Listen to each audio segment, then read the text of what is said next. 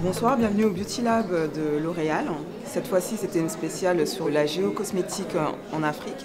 Donc, nous avons convié les blogueuses de la sphère afro, les webzines et d'autres blogueuses pour parler de tout ce qui avait un rapport avec la beauté noire, voir ce que la marque L'Oréal propose à l'avenir.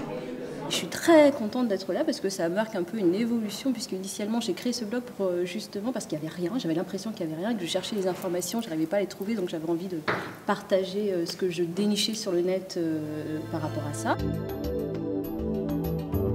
Comme question qui nous a été posée, c'est surtout sur les statistiques, les études physiologiques qui ont été faites, sur les consommatrices, comment elles sont perçues aujourd'hui, sur l'évolution du marché de la cosmétique pour peau noire et métisse depuis 20 ans. On a ressenti chez certaines blogueuses l'envie d'en savoir un petit peu plus, l'étonnement aussi de savoir qu'il y avait des études physiologiques qui ont été faites depuis plus de 20 ans et qui ne sont pas mises en avant. À l'instant, je viens d'assister à un petit atelier sur la marque Body Shop que j'ai trouvé très intéressant, notamment parce que c'est une marque que j'utilise beaucoup. Et là, je viens de découvrir qu'ils travaillaient pas mal en Afrique pour leurs matières premières, qu'ils faisaient vivre des villages entiers, que les produits étaient naturels et bio. Et j'ai trouvé ça passionnant parce que je ne suis pas du tout une consommatrice professionnelle qui lit les étiquettes. Et c'est pas mal de... Là, grâce à cet atelier, j'ai pu avoir des informations que je trouve très intéressantes. Leur question principale, c'était pourquoi le Body Shop travaille dans une façon commerce équitable avec les petits producteurs de notre ingrédient pour le produit.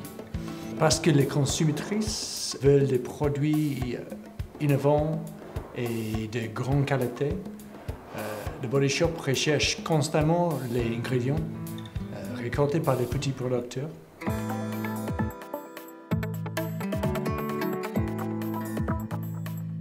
Notre objectif est de bien comprendre les consommatrices pour pouvoir répondre à leurs besoins, à leurs attentes en leur offrant les produits adaptés. Donc en fait, ce que je leur ai montré, c'est ce que nous faisons pour la compréhension des consommatrices. Donc toutes les études qui sont faites en Afrique notamment pour bien comprendre les besoins, les attentes en termes de cheveux, pour la compréhension des coiffures et en termes de peau.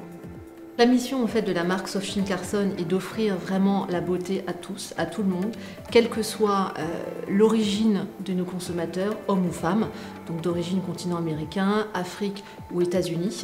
C'est pour cela que nous développons en fait des produits qui sont développés en fonction des besoins de chacune de ces populations. Et à travers nos publicités, nous nous efforçons aussi d'avoir des modèles justement qui reprennent les aspirations de tous ces consommateurs. J'ai vraiment été contente de la soirée. J'ai appris pas mal de choses, notamment sur le fait que L'Oréal fait énormément d'études et du coup adapte vraiment ses produits aux différents marchés en fonction des besoins des femmes, des caractéristiques de peau, de cheveux, mais aussi de leurs habitudes. Du coup, le groupe s'entoure d'experts qui ont une vraie connaissance de ce marché et de ses particularités. Je suis contente d'être là et de constater qu'on est entendu et qu'il y a des évolutions qui sont faites aujourd'hui et que peut-être que demain on sera des consommatrices indifférenciées.